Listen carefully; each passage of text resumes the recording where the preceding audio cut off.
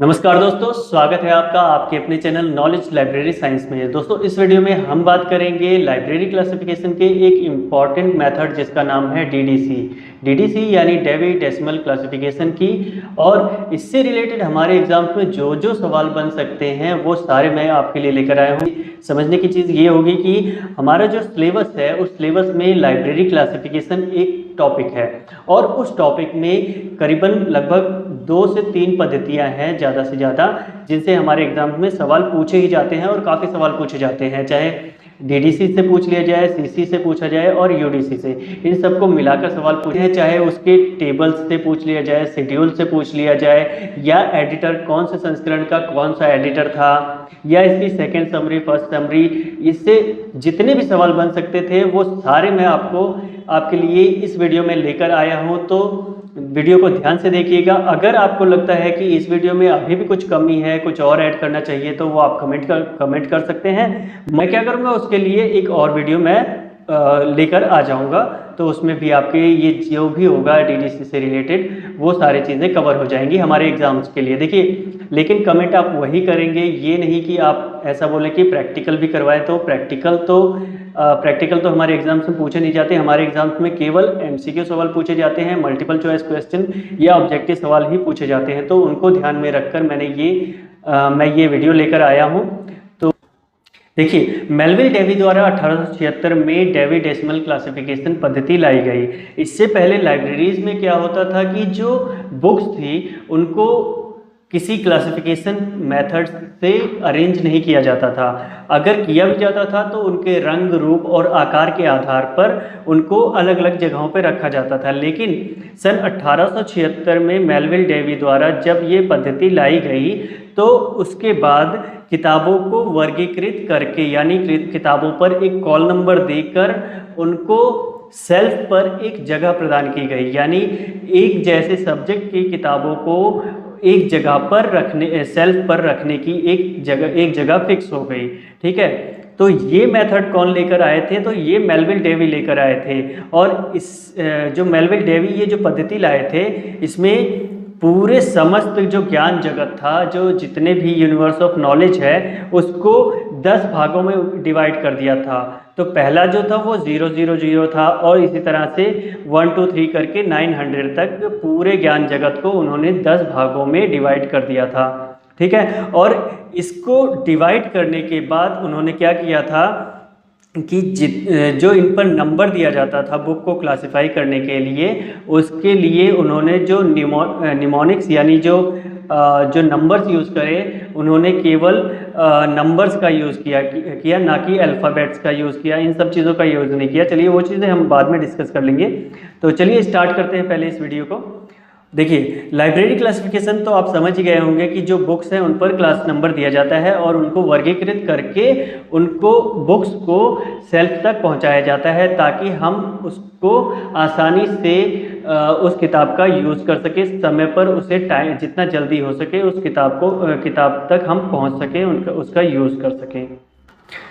देखिए, डीडीसी क्या है? डीडीसी लाइब्रेरी में बुक क्लासिफिकेशन की एक पद्धति है जो मेलविल लुई कॉसुत डेवी द्वारा लाई गई थी। ठीक है, किसके द्वारा लाई गई थी? तो मेलविल लुई कॉसुत डेवी, ये इनका पूरा नाम है। और इन्हें क्या कहा जाता है? मेलविल लुई कॉसुत डेवी को क्या कहा जाता है? तो इन्हें फादर ऑफ लाइब्रेरी क्लासिफिकेशन कहा जाता है। ठीक है, ये सवाल हमारे एग्जाम से कई बार बनता है। तो इन्हें क्या कहा जाता है? Father of library classification. और दूसरा इनको किस नाम से जाना जाता है? Father of modernization of a library science. ठीक, अब आगे भी देखते हैं। तो अगला सवाल हमारा बनता है कि जो मेलविल डेवी हैं उनका जन्म कब हुआ था? तो इनका जन्म हुआ था 10 दिसंबर 1851 को। ठीक है, कब हुआ था? 1851 10 दिसंबर को इनका जन्म हुआ था न्यूयॉर्क यूएसए में। और इनकी जो डेथ थी वो करीबन 80 साल बाद 26 दिसंबर 1931 में हुई थी।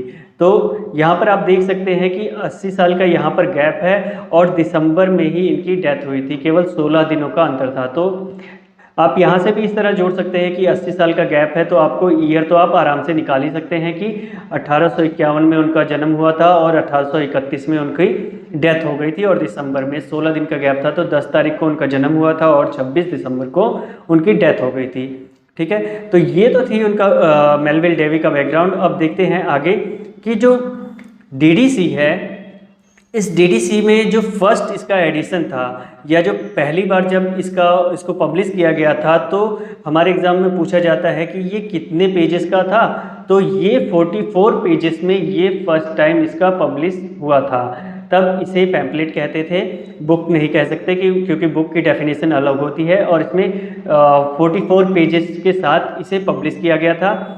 हालांकि अगर देखा जाए तो एक्चुअल में पहले ये 42 था और 2 पेजेस इसमें बाद में जोड़े गए थे, तब जाके ये 44 पेजेस हुए थे डीडीसी का फर्स्ट एडिशन। ठीक है, अब देखिए यहाँ पर ये जो फर्स्ट एडिशन था इसे किस नाम से जाना गया था या इसका क्या नाम था, तो इसका नाम था अ classification and subject index for cataloguing and arranging the book and pamphlets for a library. ठीक है, जनरली ये नाम आप हर किसी को याद नहीं रहता, लेकिन एक दो बार आप अगर कोशिश करेंगे तो याद भी हो जाएगा। अ classification and subject index for cataloguing and arranging book pamphlets for a library. ठीक है, तो ये इसका नाम था और ये फर्स्ट टाइम कितने पेजेस के साथ पब्लिश हुआ था, तो ये 44 पेजेस के साथ इसका फर्स्ट एडिशन आया था। मेलविल डेवी ने इसका 44 पेजेस के साथ इसे लेकर आए थे। ठीक है, तो चलिए आगे चलते हैं। जो फर्स्ट एडिशन था 44 पेजेस, इस 44 पेजेस को में अगर आप देखेंगे तो 12 पेज का इंट्रोडक्शन था और 12 पेज इसमें शेड्यूल थे। ठीक है, 12 पेज इंट्रोडक्शन था, 12 पेज इसका शेड्यूल था और करीबन 18 पेज थे। 18 पेज जो थे वो क्या थे, अल्फ़ाबेटिकल इंडेक्स हुआ करते थे। ठीक है, तो इस तरह से ये इसका डिवीज़न हो गया। तो आपको यहाँ पर ये चीज़ याद रखनी होगी कि जो फर्स्ट एडिशन था उसमें वो कितने पेजेस का था, तो वो 44 पेजेस का था। ठीक है, ये एग्जाम में हमारे बहुत बार सवाल बन चुका है, इसलिए मैं आपको इस पर इतना फोकस कर रहा हूँ। ठीक है, तो चलिए आगे बढ़ते हैं। अब देखते हैं फर्स्ट एडिशन जो था मेलविल डेवी द्वारा वो 1876 में आया था। अब 1876 में और भी कई सारी चीज़ें हुई थी, जैसे कि अमेरिकन लाइब्रेरी एसोसिएशन की स्थापना हुई थी यहीं इसी टाइम पर, और इसी टाइम पर एक और चीज़ थी डीडीसी, और इसके अलावा सीए कटर भी एक लाइब्रेरी कैटलॉगिंग से रिलेटेड रूल लेकर आए थे, सीए कटर। ठीक है, सीए कटर, तो ये भी 1876 में ही हुआ था। ठीक है, तो ये सारी चीज़ें इंपॉर्टेंट है, इसीलिए ये 1876 जो है सन बहुत इंपॉर्टेंट हो जाता है लाइब्रेरी के फील्ड में, यानी लाइब्रेरी के मॉडर्नाइजेशन को लेकर। ठीक है, तो देखिए जो फर्स्ट एडिशन था उसकी क्या खासियत थी। फर्स्ट एडिशन में 42 प्लस 2 पेजेस के साथ इसमें 1000 क्लासेस ऐड की गई थी। मेलविल डेवी ने इसमें कितनी क्लासेस करी थी, तो 1000 क्लासेस लेकर आए थे और वो 42 प्लस 2 पेजेस के साथ था। इसके अलावा ये जो एडिशन था, अगर एग्जाम में पूछ लिया जाए कि जो कौन सा ऐसा एडिशन था जिसमें मेलविल डेवी या उसके लेखक का नाम नहीं था, तो पहला ऐसा संस्करण था जब उन्होंने इसको अपना नाम नहीं दिया था, यानी अपना ऑथर का नाम इसमें नहीं था। ठीक है, अब ये जो क्लासिफिकेशन मेथड है ये किस टाइम पर मतलब इस टाइम पर मेलविल डेवी कहाँ पर काम कर रहे थे, तो वो कोलंबिया कॉलेज में काम कर रहे थे 1883 से लेकर 1889 तक। इस दौरान इन्होंने फर्स्ट एडिशन पब्लिश किया था डीडीसी का, डीडीसी यानी डेवी डेसिमल क्लासिफिकेशन का। चलिए आगे बढ़ते हैं। अगला है हमारा सेकेंड एडिशन। तो सेकेंड एडिशन जो था वो हमारा 1885 में। देखिए मैं सारे एडिशन की बात नहीं करूँगा, इसमें कुछ इंपॉर्टेंट एडिशंस ही लेकर आया हूँ। मैं सारे एडिशंस को आपको गिनवाऊंगा नहीं, वो सारा तो याद नहीं हो सकता हमें। तो मैं जिसमें जहाँ पर मेजर चेंजेस हैं, जहाँ से हमारे एग्जाम में सवाल पूछे जा सकते हैं, मैं केवल वही लेकर आया हूँ। तो चलिए देखिए आगे देखते हैं। तो सेकेंड एडिशन जो था वो कब आया था, तो वो 1885 में आया था और इसका जो नाम था वो क्या था, decimal classification and relative index for arranging cataloguing and indexing. पहले हमारा जो नाम था वो अलग नाम था, पहला फर्स्ट एडिशन जो था वो इस नाम से आया था, अ classification and subject index for cataloguing and arranging the book pamphlets for a library. लेकिन जब सेकेंड एडिशन जो 1885 में आया तो उस टाइम पर इसका दूसरा नाम आ गया, जो ये नाम था decimal classification and relative index for arranging, cataloguing and indexing.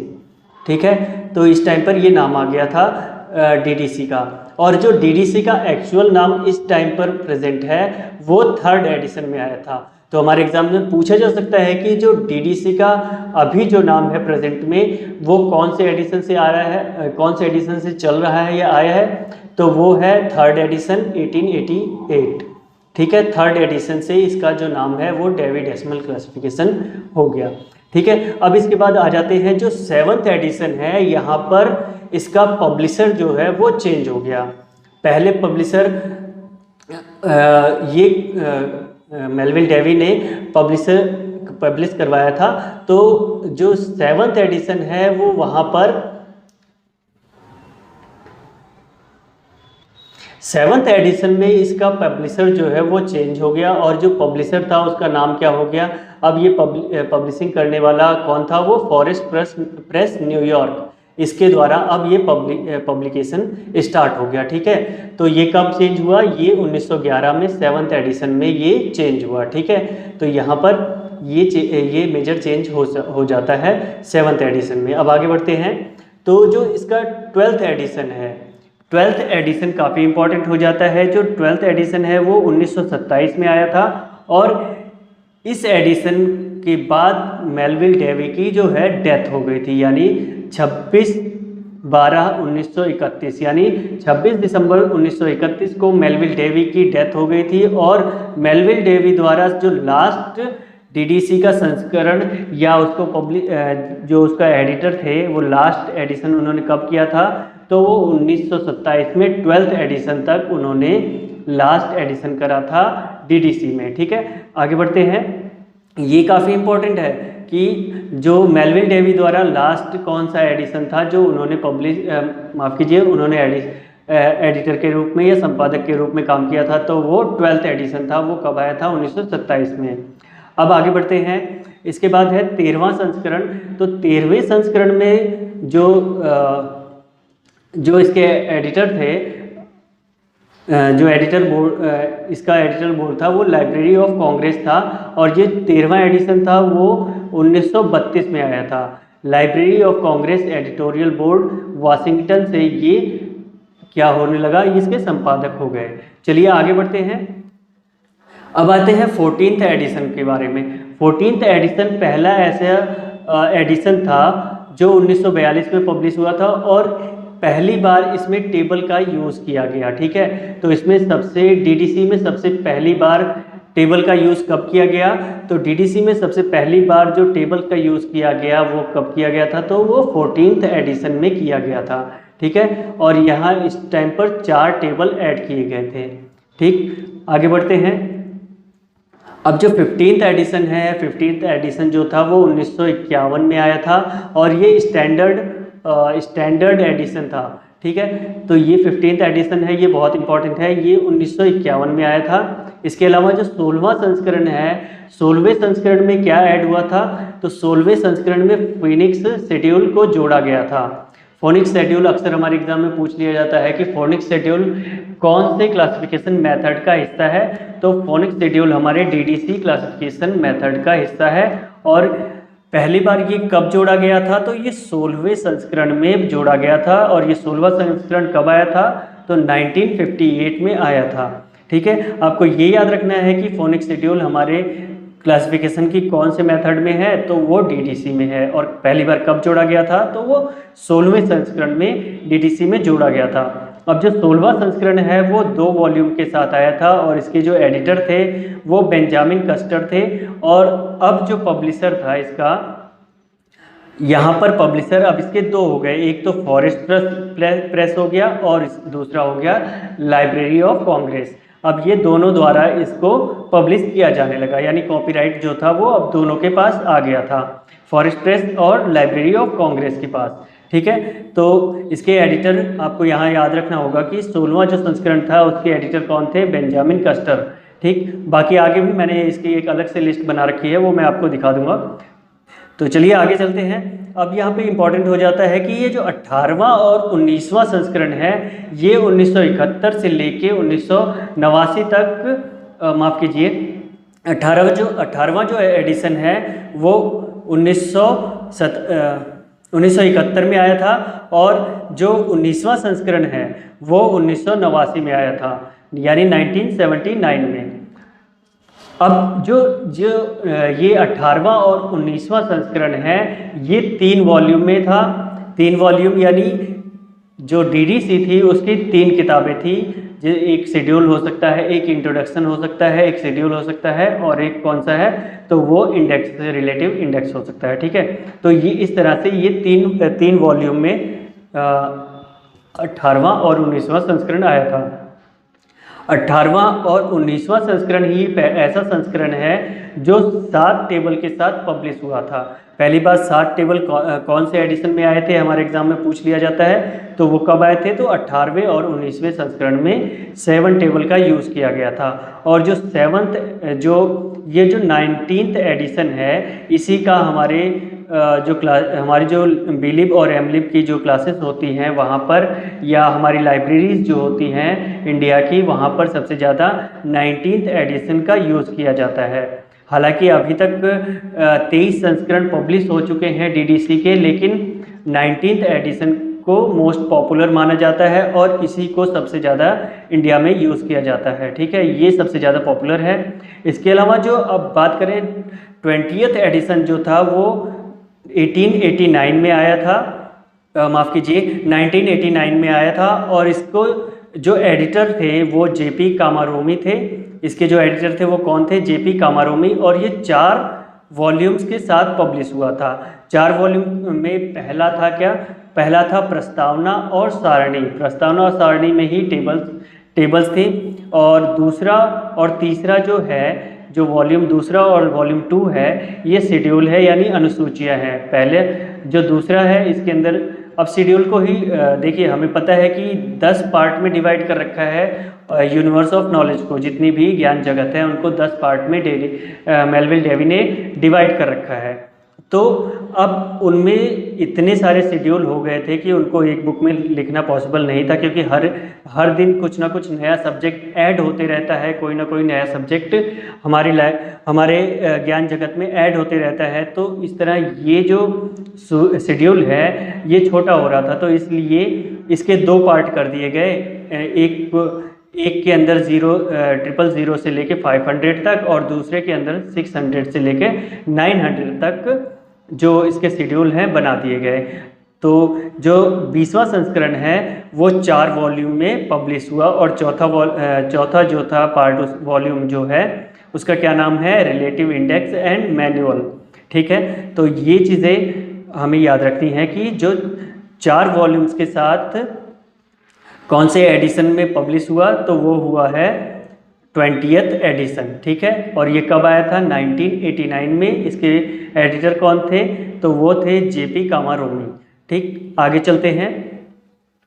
अब जो 20th एडिशन था इस 20th एडिशन के बेस पर ही अब जो है जो डीडीसी है उसको सीडी रोम के रूप में भी पब्लिश किया जाने लगा। सीडी रोम के रूप में भी उसे लाया गया, यानी इसको इलेक्ट्रॉनिक फॉर्म में भी लाया गया। अभी तक तो क्या था, हमारे पास किताबों के रूप में था यानी बुक के रूप में डीडीसी थी, लेकिन अब जो था 1989 या 90s का जो टाइम था उस टाइम पर कंप्यूटर आ गया, टेक्नोलॉजी आने लग गई।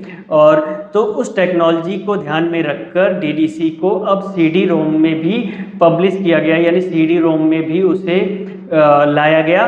और ये जो सीडी रोम में लाया गया तो वो कौन से ईयर में लाया गया था, वो 1993 में लाया गया। 1993 में डीडीसी को सीडी रोम के रूप में लाया गया। अब सीडी रोम के रूप में लाया गया तो इसको डीडीसी को किस नाम से जाना गया, तो वो नाम जाना गया इलेक्ट्रॉनिक डेवी। क्यों? क्योंकि जो सीडी है वो इलेक्ट्रॉनिक डिवाइस ही तो है। अब सीडी को सीडी रोम में डीडीसी को लाया गया तो उसका नाम क्या रख दिया गया, इलेक्ट्रॉनिक डिवाइस, माफ़ कीजिए इलेक्ट्रॉनिक डेवी। तो इलेक्ट्रॉनिक डेवी के नाम इलेक्ट्रॉनिक डेवी कब पब्लिश किया गया, हमारे एग्जाम में ये सवाल बनता है, तो उसका आंसर हो जाएगा 1993 में। ठीक है, तो चलिए आगे बढ़ते हैं। अब इसी को आगे ध्यान में देंगे कि जो 21वां संस्करण है, वो 21वां संस्करण जो था वो 1996 में आया था, और इस टाइम पर जो 21वें संस्करण के बेस पर ही जो DDC को है वो लोकल एरिया नेटवर्क के रूप में भी लाया गया, यानी कि जो 21वां संस्करण है जो 1996 में आया, उसको डेवी फॉर विंडोज़ के रूप में भी पब्लिश किया गया। यानी अब जो DDC थी उसको हम विंडोज़ पर भी यूज़ कर सकते थे, यानी कंप्यूटर पर भी यूज़ कर सके, इसके लायक भी DDC को बनाया गया, क्योंकि अब कंप्यूटर का ज़माना आ गया, इंफॉर्मेशन टेक्नोलॉजी का ज़माना आ गया था। और अब क्या था, DDC को विंडोज़ के लिए यानी लोकल एरिया नेटवर्क के रूप में भी डेवी को पब्लिश किया जाने लगा, यानी उसके लायक भी बनाया गया DDC को। ठीक है, अब चलते देखिए हमारे एग्जाम में यही सवाल पूछा जाएगा कि डेवी फॉर विंडोज़ ये कब आया था, तो ये 1996 में आया था, और कौन से संस्करण के बेस पर आया था, तो वो 21वें संस्करण के बेस पर आया था। ठीक है, आइए आगे चलते हैं। जो 22वां संस्करण है ये सन 2003 में आया था। जो DDC का 22वां संस्करण है वो कब आया था, तो वो 2003 में आया था। और अब जो है DDC को इंटरनेट पर भी यूज़ कर सके, हम ऑल ओवर वर्ल्ड में यूज़ कर सके, क्योंकि इंटरनेट का ज़माना बहुत तेज़ी से इस टाइम पर पूरे ऑल ओवर वर्ल्ड में फैल गया था। वेब और ऑनलाइन की दुनिया अब स्टार्ट हो गई थी, तो इसलिए DDC को ऑल ओवर वर्ल्ड में ऑनलाइन यूज़ कर सके, इसके यूज़ लायक बनाने के लिए DDC को ऑनलाइन भी लाया गया, और उस ऑनलाइन संस्करण को क्या नाम दिया गया, तो उसको दिया गया वेब डेवी। ठीक है, देखिए 3 चीज़ें हैं यहाँ पर। पहला है इलेक्ट्रॉनिक डेवी। ठीक है, इलेक्ट्रॉनिक डेवी इसलिए क्योंकि ये CD-ROM के रूप में आया, और दूसरा नाम है डेवी फॉर विंडोज़ अब ये कंप्यूटर पर यूज़ करने के लायक बनाया गया, यानी लोकल एरिया नेटवर्क के रूप में भी DDC को यूज़ किया जा सके, इसके लिए हमें बनाया गया। और तीसरी खास चीज़ है DDC को ऑनलाइन भी यूज़ किया जा सके, तो इसके लिए वेब डेवी बनाया गया। ठीक है, और इसमें हमारा एग्ज़ाम में ये सवाल पूछ लिया जाएगा कि वेब डेवी कब आया था, तो 2003 में आया था। डेवी फॉर विंडोज़ 1996 में आया था, और इलेक्ट्रॉनिक डेवी कब आया था, तो 1993 में आया था। ठीक है, ये सवाल हमारे एग्जाम में पूछ लिए जाते हैं। चलिए आगे बढ़ते हैं। अब बात करेंगे 23वें संस्करण की। 23वां और आखिरी संस्करण जो था इसका बुक के रूप में जो पब्लिश हुआ था वो 1911 में पब्लिश हुआ था, DDC का 23वां संस्करण। और इसके एडिटर जो थे वो माइकल पेंजर थे। मिशेल भी कह सकते हैं, माइकल भी कह सकते हैं, आपको जो समझ आए, बस याद रखने की बात है। तो आप माइकल पेंजर भी कह सकते हैं, मिशेल पेंजर भी, जो भी आपको समझ आए। ठीक है, और ये किसके द्वारा पब्लिश किया गया, तो वो OCLC द्वारा किया गया। OCLC यानी ऑनलाइन कंप्यूटर लाइब्रेरी सेंटर के द्वारा ये इसको पब्लिश किया गया। और इसमें कितने टेबल्स थे, तो 6 टेबल्स थे, और 4 वॉल्यूम के साथ 23वां संस्करण पब्लिश किया गया। ठीक है, अब देखिए सवाल क्या पूछा जाएगा हमारे एग्जाम में कि जो DDC का 23वां संस्करण कब आया था, तो वो 1911 में आया था। इसके एडिटर कौन थे, तो माइकल पेंजर थे। और ये किसके द्वारा पब्लिश किया गया था, OCLC द्वारा। और इसमें कितने टेबल्स थे, तो 6 टेबल्स थे, और 4 वॉल्यूम के साथ DDC का 23वां संस्करण पब्लिश हुआ था। आइए देखिए, अब इन्हीं चीज़ों को जितना मैंने बताया है, अब उन्हीं को एक छोटे समराइज रूप में लेकर आ रहा हूँ मैं। तो यहाँ पर ध्यान देने की बात है कि जो DDC का पहले से लेके 15वां एडिशन था वो एक वॉल्यूम में था, यानी कि उसके कई पार्ट नहीं थे। एक किताब का केवल एक ही पार्ट था, एक किताब थी और उसका एक ही पार्ट था। ठीक है, एक ही पार्ट था। तो ये पार्ट जो था, ये एक पार्ट कब से कब तक था, तो पहले से लेके 15वें संस्करण तक DDC का केवल एक पार्ट था। और 16वां और 17वां जो एडिशन था उसमें DDC के 2 पार्ट हो गए, यानी 2 वॉल्यूम हो गए।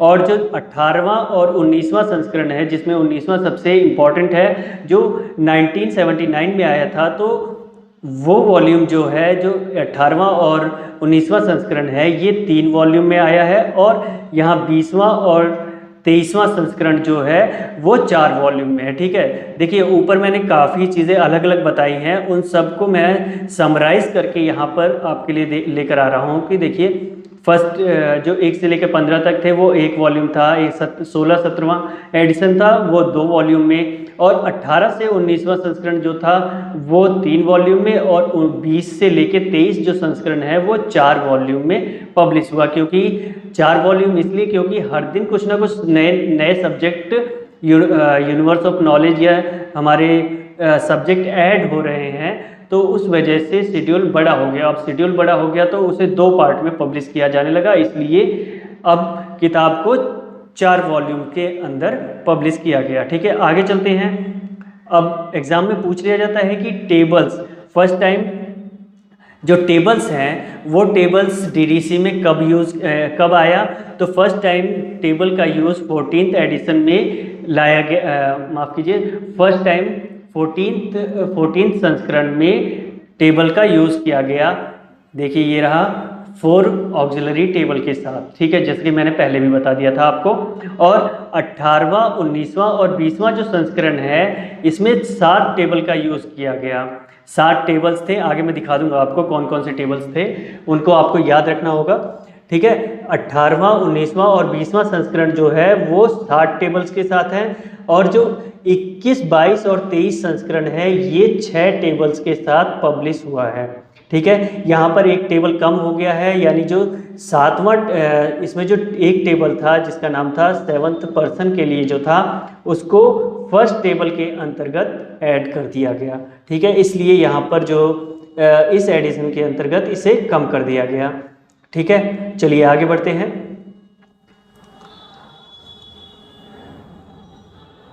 तो अब एडिटर की बात पूछ ली जाए, जैसे हमारे एग्जाम में पूछ लिया जाए कि जो 19th एडिशन था उसके एडिटर कौन थे, या फिर 20वां जो संस्करण है उसका एडिटर कौन है, 23वां जो लेटेस्ट संस्करण है उसके एडिटर कौन है, तो उससे रिलेटेड जो भी सवाल हमारे एग्जाम में बन सकते हैं वो देख लीजिए यहाँ पर क्या क्या है। तो फर्स्ट से लेके 3rd एडिशन जो था उसके एडिटर कौन थे, तो उसके मेलविल डेवी थे। उसके बाद 4थे से लेके 10वें संस्करण तक जो इसके एडिटर थी वो थी मे सैम्योर ने सबसे ज़्यादा लगभग 7 एडिशन डीडीसी के पब्लिश करे थे। ठीक है, डीडीसी के लगभग 7 एडिशन जो थे वो मे सैम्योर ने पब्लिश किए थे, ये महिला है।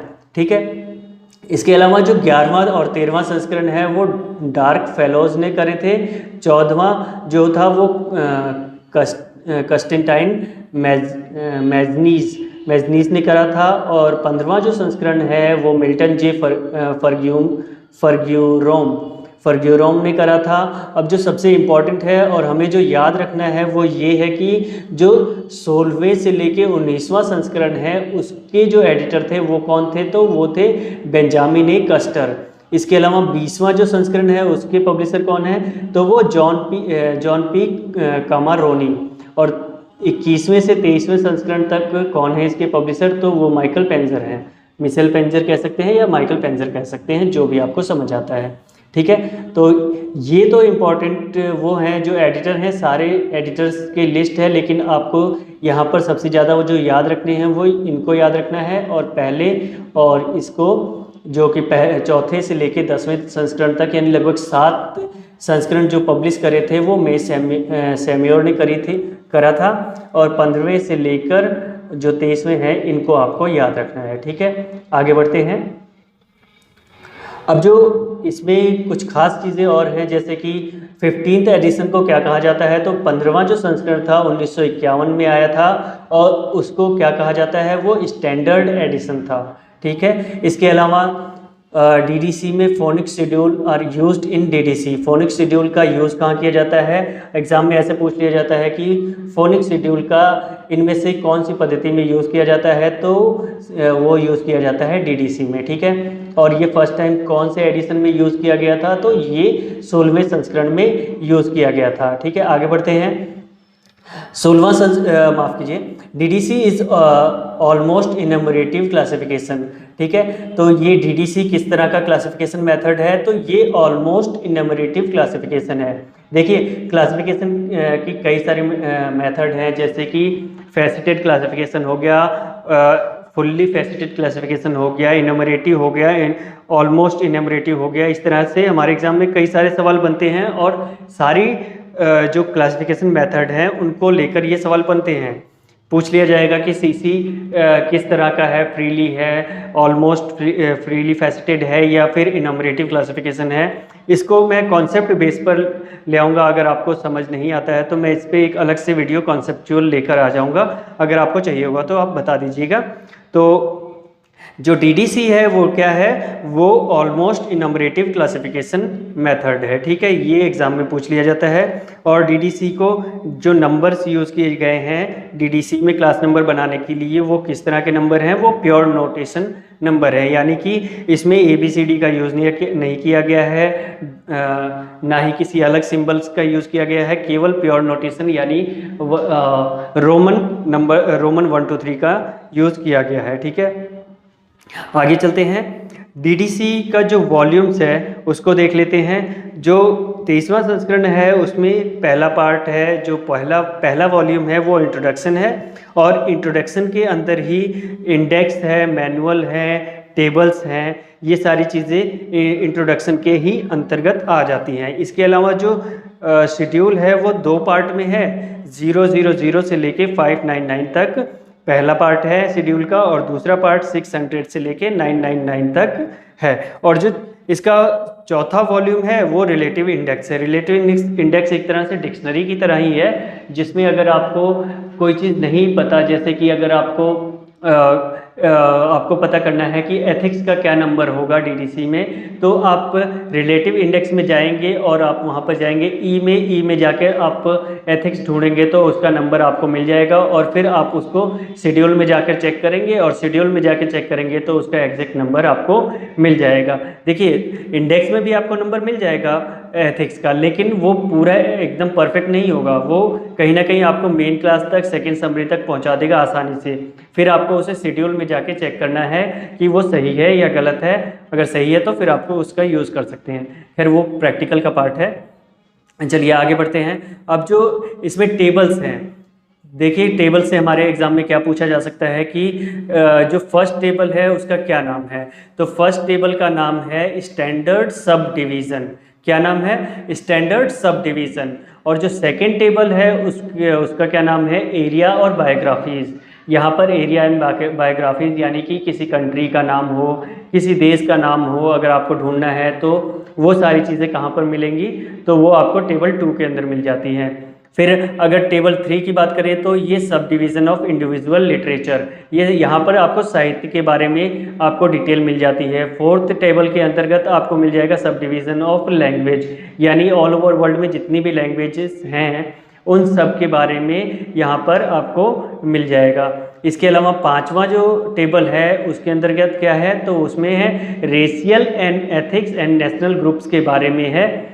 तो कौन कौन से रेशियल हैं, एथिक्स है, नेशनल ग्रुप्स कौन कौन से हैं, उन सब के बारे में आपको कौन से टेबल से डिटेल मिलेगी, तो वो मिलती है आपको 5वें टेबल से। ठीक है, इनका यूज़ करके आप फिर क्लास नंबर बनाते हैं। और 6 जो टेबल है उसके अंतर्गत क्या है, तो उसमें लैंग्वेजेस हैं। ठीक है, तो यहाँ पर क्या है, छठे टेबल में क्या है, लैंग्वेज है। देखिए सवाल क्या बनेगा, पूछेगा कि टेबल नंबर 2 यानी टेबल नंबर 2 का क्या नाम है, तो एरिया है। या फिर सवाल ये पूछ लेगा कि आपको चाइना का अगर नंबर निकालना है तो वो नंबर आपको कौन सी टेबल से मिलेगा, तो वो आपको मिलेगा टेबल 2 से मिल जाएगा। इसी तरह से अगर आपसे पूछ लेगा कि अगर आपको लैंग्वेज का नंबर देना है तो वो आपको कहाँ से मिलेगा, तो वो टेबल 6 से मिल जाएगा। और टेबल 4 से क्या मिलेगा, sub division of individual languages का नंबर मिल जाएगा। ठीक है, इसी तरह से इन सारे टेबल का यूज़ करके हम क्लास नंबर बनाते हैं। चलिए आगे बढ़ते हैं। तो अब यहाँ से भी हमारे एग्जाम में पूछ लिया जाता है सवाल। जनरली देखिए ये तो बहुत बेसिक है, अपने बीलिप के टाइम पर भी आपने इन्हें याद किया होगा और आपको याद भी होगा। तो 000 ये किसका नंबर है, यहाँ पर general computer information and general references का नंबर हम यहाँ से लेते हैं। और 100 के अंदर 100 मेन क्लास का नाम क्या है, तो वो रिलीजन है। और 200 का क्या नाम है, फिलॉसफी एंड साइकोलॉजी। देखिए ये नाम आपको याद ही रहने चाहिए कम से कम, फर्स्ट समरी, सेकेंड समरी और थर्ड समरी तक। तो थर्ड समरी में तो कुछ लिस्ट लेकर मैं आपके लिए आया हूँ, वो आगे मैं आपको दिखा दूंगा।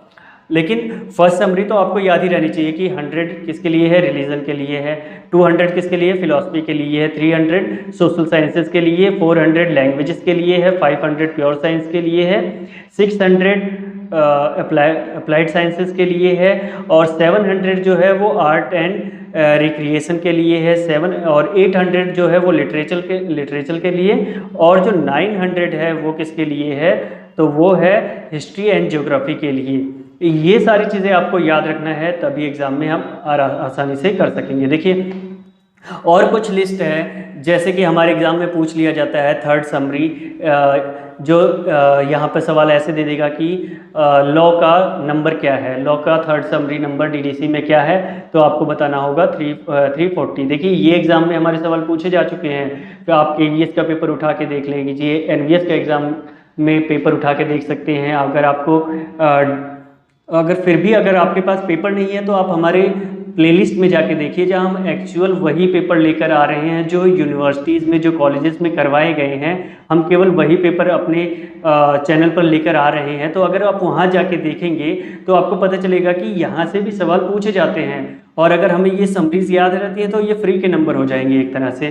ठीक है, आप जाके प्लेलिस्ट में देखिए कि क्वेश्चन पेपर जो हमारे यहाँ हमने जो अपने प्लेलिस्ट में लेकर आए हैं वो एक्चुअल क्वेश्चन पेपर हैं।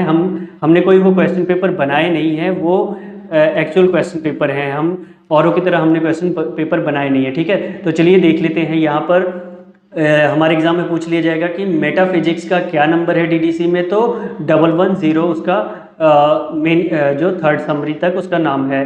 और ऑन्टोलॉजी का नंबर पूछ लिया जाता है तो 111। इकोनॉमिक्स का नंबर कई बार पूछ लिया गया है, तो इकोनॉमिक्स का नंबर क्या है, 330। लॉ का नंबर पूछ लिया जाता है 340। पब्लिक एडमिनिस्ट्रेशन का नंबर कितना है, तो 340। एजुकेशन का नंबर भी कई बार पूछा गया है, तो 370। ठीक है, आप मेरी बात पे मत आइए कि मैं जो इतना बड़ा पीडीएफ मैंने आपको पढ़ा दिया और इतने टाइम तक मैं आपको करवा रहा हूँ, आप उससे जाके क्रॉस चेक करिए। आप जो क्वेश्चन पेपर हम दिखा रहे हैं, हम अपने चैनल पर लेकर आए हैं, आप वहाँ पे क्रॉस चेक करिए कि यहाँ से सवाल बनते भी हैं या नहीं बनते हैं। ठीक है, और फिजिक्स के लिए क्या नंबर है, 530 है। अर्थ साइंस के लिए 550 है। बायोलॉजी के लिए 570 है। इंडियन हिस्ट्री के लिए 954 है। ये कुछ इम्पॉर्टेंट है, यहाँ से ये पुराने एग्ज़ाम में हमारे पूछे गए हैं, इसलिए मैं ये लेकर आया हूँ। ठीक है, तो इनको आपको याद करना है। ये सारा जो पीडीएफ में लेकर आया हूँ, ये जो नोट्स मैंने तैयार किया है, आप इन्हें देखिए ध्यान से, अपना नोट्स खुद बनाइए, आपको याद भी रहेगा। और इनमें प्रैक्टिस अगर आपको करनी है तो आप कहीं और जाने की बजाय आप अगर एक्चुअल क्वेश्चन पेपर पर जाके देखेंगे, प्लेलिस्ट में चेक करिए हमारी, वहाँ पर देखिए क्वेश्चन पेपर्स हम लेकर आए हैं, उनमें देखिए कि यहाँ से सवाल पूछे जाते हैं। ठीक है, इसके अलावा अगर आपको कोई और टॉपिक जो इस हमारी लाइब्रेरी फील्ड से करना है आपको, तो वो आप बताइए, मैं आपके लिए अपने चैनल पर लेकर आऊँगा। ठीक है, बाकी हमारी playlist important topics, library science के जो इंपॉर्टेंट टॉपिक्स है उसको लेकर भी हम हमारी जो प्लेलिस्ट बनी हुई है वहाँ पर आप जाके देखिए। इफ्ला की, ILA की है, कंप्यूटर्स के क्वेश्चंस हम लेकर आए हैं। पूरा हमारा जो चैनल है वो पूरी तरह से लाइब्रेरी साइंस के स्टूडेंट्स के लिए ही है। तो आप देखिए, इसमें डेटाबेसेस के भी जो क्या कहते हैं, डेटाबेसेस के भी हम वीडियोस लेकर आए हैं, वो बहुत इंपॉर्टेंट है। आप अगर आप कहीं पर जॉब कर रहे होंगे लाइब्रेरी में, तो आपको उन चीज़ों का यूज़ करना ही पड़ेगा, चाहे मेंडले का है, ज़ेटेरो का है, वेब ऑफ साइंसेस का, इन सब चीज़ों का हम पूरी प्लेलिस्ट लेकर आए हैं, आप जाके देखिए। ठीक है, बाकी इन चीज़ों का यूज़ आपको एग्ज़ाम के लिए करना है। चलिए फिर, ऑल द बेस्ट सभी को एग्ज़ाम के लिए।